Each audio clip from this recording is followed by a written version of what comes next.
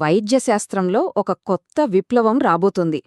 అసలు ఈరోజు మనం దేని గురించి మాట్లాడుకుంటున్నామంటే, మన శరీరం లోపలే ఉంటూ మన ఆరోగ్యాన్ని కాపాడే, మనకు ట్రీట్మెంట్ ఇచ్చే చిన్న చిన్న ఎలక్ట్రానిక్ పరికరాల గురించి. అదే ఇన్ బాడీ బయో ఎలక్ట్రానిక్స్. సరే, కొంచెం వివరంగా చూద్దాం. ఒకప్పుడు మెడికల్ ఇంప్లాంట్స్ అంటే ఎలా ఉండేవి? పేస్ మేకర్ లాగా గట్టిగా పెద్దగా ఉండేవి కదా. కాని ఫ్యూచర్ అలా కాదు. భవిష్యత్తులో రాబోయేవి మన శరీర కణజాలాలతో కలిసిపోయేంత మెత్తగా, తెలివిగా ఉండే బయో ఎలక్ట్రానిక్స్. ఇది సైన్స్ ఫిక్షన్ కాదు, మన కళ్ల ముందే జరుగుతున్న ఒక అద్భుతం. సో ఈరోజు మన ప్రయాణం ఎలా సాగుతుందంటే, ఫస్ట్ సింపుల్ టెక్నిక్స్ నుండి మొదలుపెట్టి మెల్లమెల్లగా అడ్వాన్స్డ్ టెక్నాలజీ వైపు వెళ్దాం. ఇవే మనం కవర్ చేయబోయే టాపిక్స్. రైట్, ఫస్ట్ పాయింట్, ఈ కొత్త వైద్య సరిహద్దు. దీని స్పెషాలిటీ ఏంటంటే, పాత పరికరాలు జస్ట్ ఒకే పని చేసేవి. కాని ఇప్పుడొస్తున్న సిస్టమ్స్ అలా కాదు. ఇవి ప్రాబ్లంను గుర్తించగలవు, అదే టైంలో ట్రీట్మెంట్ కూడా ఇవ్వగలవు. అంటే ఇది జస్ట్ ఒక చిన్న మార్పు కాదు, మెడికల్ ఫీల్డ్లో ఒక పెద్ద జంప్ అనమాట. సరే, ఇప్పుడొక ఇంట్రెస్టింగ్ కాన్సెప్ట్ గురించి చూద్దాం. మింగేయగల డాక్టర్. వినడానికే వింతగా ఉంది కదా. మన జీర్ణ వ్యవస్థ అంటే మన డైజెస్టివ్ ట్రాక్ బాడీ లోపలికి వెళ్లడానికి ఒక ఈజీ రూట్. దీన్నే వాడుకుని సైంటిస్టులు మింగగలిగే ఎలక్ట్రానిక్ క్యాప్స్యూల్స్ తయారు చేస్తున్నారు. ఇక్కడ 2 సూపర్ ఎగ్జాంపుల్స్ ఉన్నాయి చూడండి. ఒకటి వైబ్స్ క్యాప్స్యూల్. ఇది ఏం చేస్తుందంటే, చిన్న వైబ్రేషన్స్తో మన స్టమక్ని ట్రిక్ చేస్తుంది. అరే, కడుపు నిండిపోయింది అని బ్రెయిన్కి సిగ్నల్ పంపిస్తుంది. దాంతో మనం తక్కువ తింటాం. ఇంకోటి ఫ్లాష్ క్యాప్స్యూల్. ఇది ఇంకా అడ్వాన్స్డ్. ఎలక్ట్రికల్ పల్సెస్తో మన ఆకలిని కంట్రోల్ చేసే హార్మోన్స్ని రెగ్యులేట్ చేస్తుంది. ఎంత స్మార్ట్గా ఉన్నాయో కదా ఈ ఐడియాలు. ఓకే, ఇదంతా బావుంది. కానీ ఇక్కడొక పెద్ద క్వెశ్చన్ వస్తుంది. మనం మింగే పిల్ చేరలేని చోట, అంటే బాడీ లోపల డీప్గా ఉన్న ఆర్గన్స్కి ట్రీట్మెంట్ ఎలా? ఆ ప్రశ్నకు సమాధానమే మన నెక్స్ట్ టాపిక్. అందుకే ఇప్పుడు మనం మాట్లాడుకోబోయేది మాయమైపోయే ఎలక్ట్రానిక్స్ గురించి. అవును, విన్నది నిజమే. ఇవి కొన్ని తాత్కాలిక ఇంప్లాంట్స్ అన్నమాట. సర్జరీ తర్వాత కొంతకాలం మానిటర్ చేసి వాటి పని అయిపోగానే వాటంతట అవే బాడీలో కరిగిపోతాయి. అంటే వాటిని తీసేయడానికి మళ్ళీ ఇంకో సర్జరీ అవసరమే లేదు. టెక్నికల్గా వీటిని బయోరిజార్బబుల్ ఎలక్ట్రానిక్స్ అంటారు. అంటే ఇవి కొన్ని స్పెషల్ మెటల్స్, హైడ్రోజెల్స్తో తయారవుతాయి. కొన్ని రోజుల పాటు వాటి పని అవి చేస్తాయి. తర్వాత నెమ్మదిగా మన శరీరానికి ఎలాంటి హాని చెయ్యని పదార్థాలుగా మారిపోతాయి. ఇది నిజంగా ఒక గ్రేట్ ఇన్నోవేషన్. ఈ ప్రాసెస్ ఎలా పనిచేస్తుందో సింపుల్గా చూద్దాం. ఫస్ట్, సర్జరీ టైంలో ఈ సెన్సార్ని లోపల పెడతారు.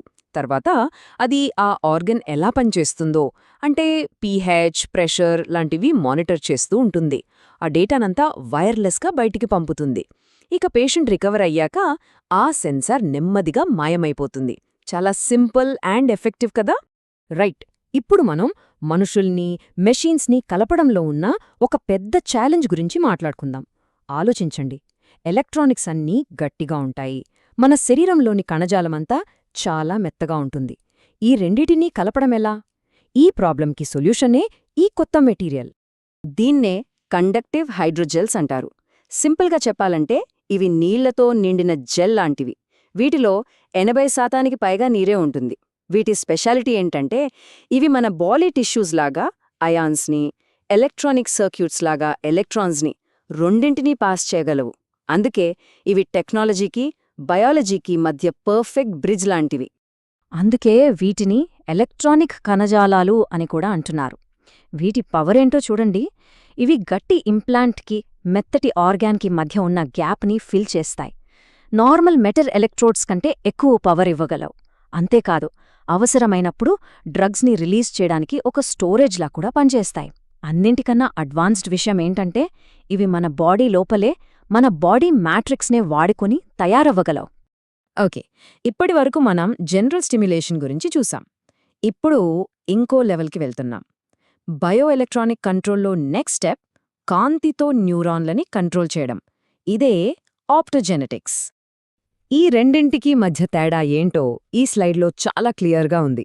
మామూలు ఎలక్ట్రికల్ స్టిమ్యులేషన్ ఒక ఫ్లడ్ లైట్ లాంటిది. అది ఆన్ చేస్తే చుట్టూ ఉన్న మంచి కణాలు, చెడ్డ కణాలు అన్నీ యాక్టివేట్ అవుతాయి. కానీ ఆప్టోజెనెటిక్స్ అలా కాదు. ఇది ఒక లేజర్ పాయింటర్ లాంటిది. మనం ఏ ఒక్క సెల్ని టార్గెట్ చేయాలనుకుంటున్నామో కరెక్ట్గా దానిమీదే పనిచేస్తుంది. చాలా ప్రెసైజ్ అన్నమాట. అసలు ఈ ఆప్టోజెనెటిక్స్ అంటే ఏంటి? చాలా సింపుల్. ఇందులో 2 స్టెప్స్ ఉంటాయి. ఫస్ట్, జీన్ థెరపీతో కొన్ని న్యూరాన్స్కి లైట్ తగిలితే రియాక్ట్ అయ్యేలా చేస్తారు. సెకండ్ స్టెప్, ఒక చిన్న డివైస్తో వాటి మీదకు లైట్ పంపిస్తారు. అంతే. ఆ లైట్తో ఆ న్యూరాన్స్ని మనం ఆన్ లేదా ఆఫ్ చేయొచ్చు. ఈ టెక్నాలజీతో భవిష్యత్లో ఏం చేయొచ్చో చూడండి. కొన్ని రకాల అంధత్వాన్ని సరిచేయొచ్చు. దీర్ఘకాలిక నొప్పుల్ని దాని మూలంలోనే ఆపేయొచ్చు. డైజెస్టివ్ సిస్టమ్ ప్రాబ్లమ్స్ని, గాయాల తర్వాతొచ్చే కండరాల ఇబ్బందుల్ని కూడా సరిచేయొచ్చు. ఇవన్నీ ట్రీట్ చేయడానికి చాలా కష్టమైనవి, కానీ ఆప్టోజెనెటిక్స్ ఒక కొత్త ఆశను చూపిస్తోంది. సరే, ఇన్ని అడ్వాన్స్డ్ సిస్టమ్స్ మన బాడీలో ఉన్నప్పుడు వాటిని మేనేజ్ చేయడం ఎలా? అవి చాలా కాంప్లెక్స్గా ఉంటాయి కదా. వాటిని కంట్రోల్ చేయడానికి మనకొక ఇంటెలిజెంట్ బ్రెయిన్ కావాలి. అక్కడే ఆర్టిఫిషియల్ ఇంటెలిజెన్స్ అంటే ఏఐ పిక్చర్లోకొస్తుంది.